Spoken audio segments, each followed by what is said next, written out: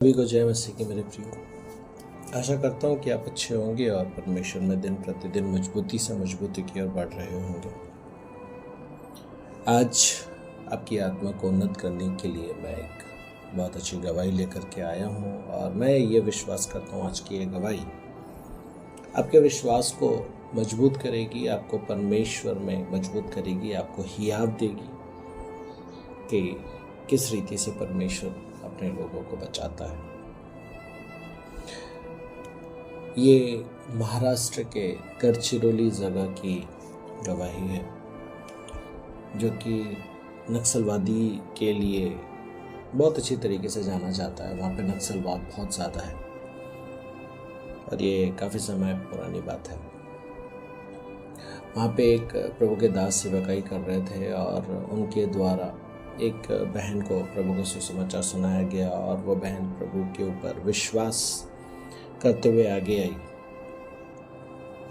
एक दिन की बात है कि वो बहन जो है उन्होंने प्रभु के दास को बताया कि मेरे हस्बैंड जो हैं वो नक्सली हैं, और जब मैंने उन्हें आपके बारे में बताया कि आपने मुझे प्रभु के बारे में बताया है और आप घर पे प्रार्थना के लिए आते हैं, तो वो बहुत ज़्यादा गुस्सा हो गए और उन्होंने मुझसे कहा कि मैं एक दिन उस पास्टर को भी जान से मार दूंगा जिसने तुझे भटका दिया है। लेकिन वो प्रभु के दास कभी डरे नहीं, घबराए नहीं और वो परमेश्वर की सेवा करते रहे, उस बहन की संगति करते रहे, उसे परमेश्वर के बारे में बताते रहे। और वो बहन भी अपने हस्बैंड को कई बार समझाती थी कि आप भी ये सब छोड़ दो और परमेश्वर पर विश्वास करके आ जाओ, परमेश्वर आपको एक अच्छी ज़िंदगी देगा।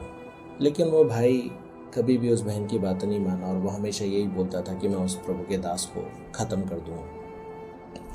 एक दिन की बात है कि जंगल में पुलिस का छापा पड़ा और जब पुलिस का छापा पड़ा तब बहुत सारे नक्सली थे जो इधर भाग रहे थे, उधर भाग रहे थे। उसमें ये भाई भी था और ये भी पुलिस से छुपता हुआ इधर उधर जंगल में फिर रहा था।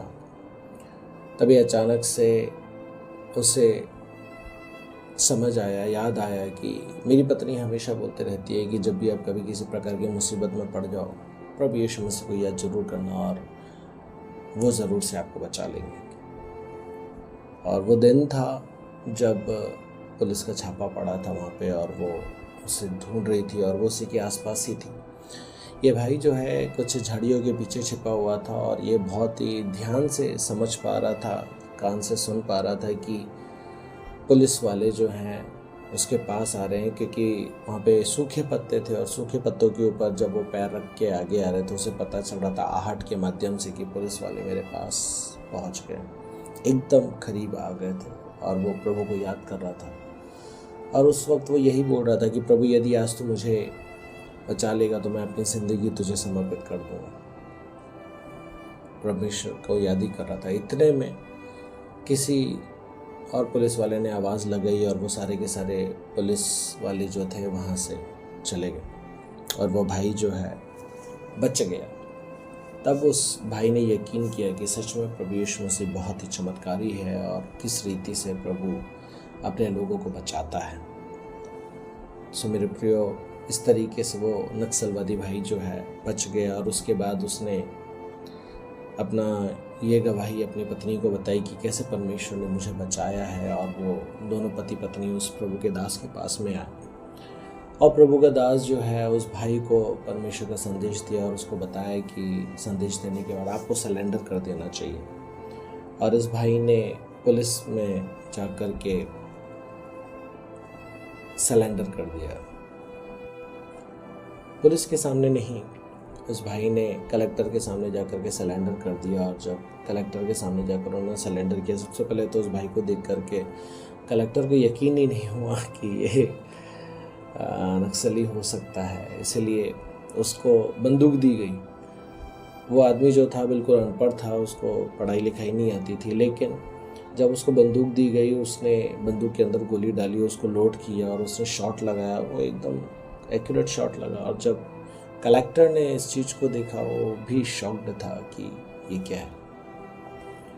और उसके बाद वो जो कलेक्टर थे उन्होंने उस प्रभु के दास को बोला, यदि आपकी वजह से ऐसे नक्सली लोग यदि कन्वर्ट होते हैं, प्रभु के ऊपर विश्वास करते हैं और वो अपनी गलत ज़िंदगी को छोड़ देते हैं, तो ऐसे कन्वर्जन से हमें किसी प्रकार की कोई आपत्ति नहीं है।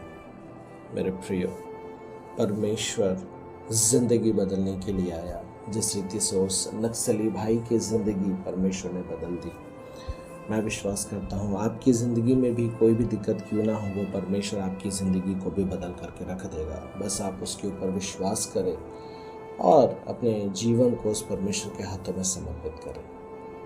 ये गवाही आपको मजबूत करने पाए, परमेश्वर में उन्नत करने पाए और आपके विश्वास को दृढ़ करने पाए। प्रभु आशीष करे आप सभी को। जय मसीह की।